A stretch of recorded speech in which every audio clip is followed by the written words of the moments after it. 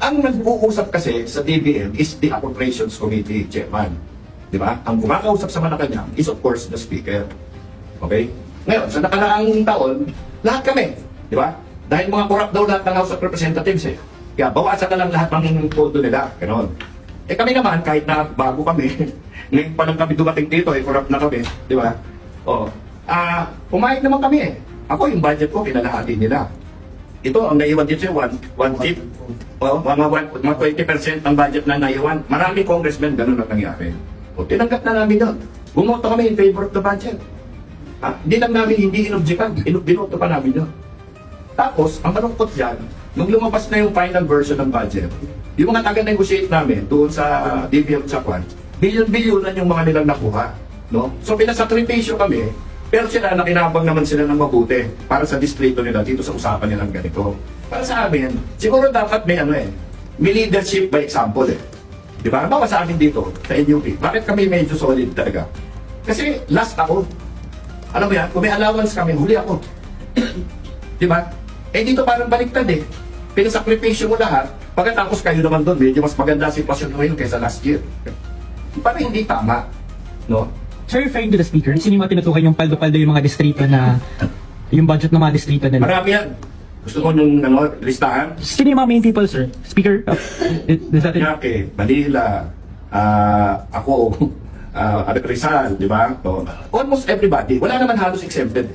Siguro sa 41 members ng NUP, siguro 39 ang either nangalahati or less. Pero sir, sino yung mga nag-increase, sir, sa tingin ninyo? Natin, PCIJ, meron yan. pero sir, the PCIJ report, I think, mentioned speakers, so you're referring to that, sir?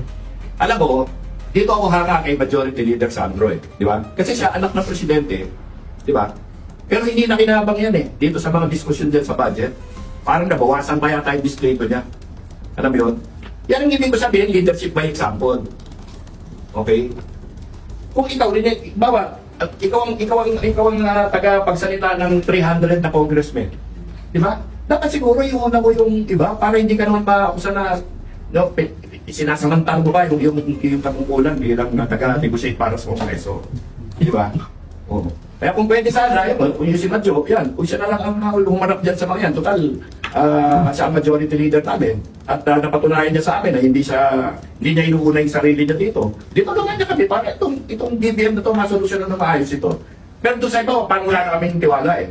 Kaya nga alam mo, dito sa darating na recess natin, pag-uusapan namin na mabuti yung aming partido. Kasi ganito yung mga tupad, no, yung mga different projects sa Labor Department na magaganda yan Kasi bawa sa amin sa Antipolo, yung tupad namin, hindi namin ginagamit pang linis ng kalye kasi dumudumi kinabukasan yun eh. Ginagamit namin yan, tawag namin dyan, bantay sapa. No? Na linilinis nila, ng mga residente mga nasa paligid doon na may hirap, linilinis nila yung mga sapa sa Antipolo. Alam niyo, nabawasan yung baha namin ng 80%. Ang problema namin, wala na kaming maibigay sa mga tao mula nung late last year. Okay? Tapos marami kaming mga intern na na-assign sa police, sa fiscal, sa judge.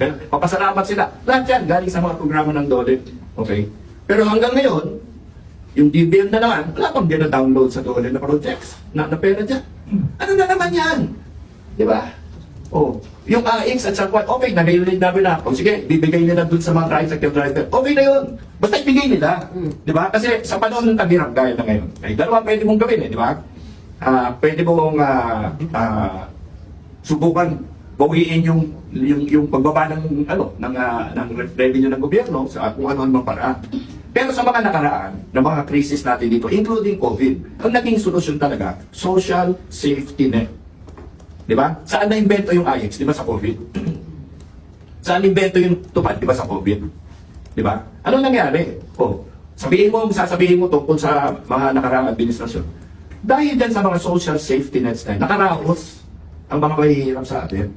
Di ba? Nakaraos kahit paano. Ngayon, kung meron kayong kailangan na tulong dahil nagkasakit kayo, na-hospital kayo, matutulungan pa namin kayo ngayon? Baka hindi. Di ba? Kahit gusto namin. So ang problema natin ngayon, yung social safety nets parang nakalimutan. Pangalawa, kami mga congressman ang sumasagot sa mga tao eh. Sa amin nagdadaing, hindi naman sa DBM eh, hindi naman sa opisina ng DSWD, sa amin dumadaing. Dahil alam nila kami, nananagot kami sa kanila. Di ba? Ngayon, yan lang ang pwedeng tulong ibigay namin. Ito naman, alam natin ito lahat ha. Walang kalokohan sa IX, walang kalokohan sa tupad, walang nagnanakaw ng mait, wala dyan, wala yan. Malinis lahat yan.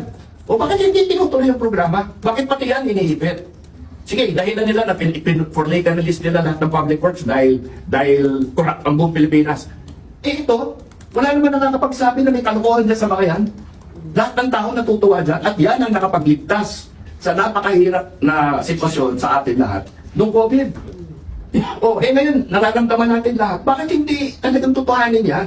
Tulungan na kami na tulungan yung aming mga distrito. Di ba? Ayun. Hindi ko nabigyan kung bakit hindi isip example. You say leadership by example. Mas naging social media. We're satisfied sa leadership. No, of course not.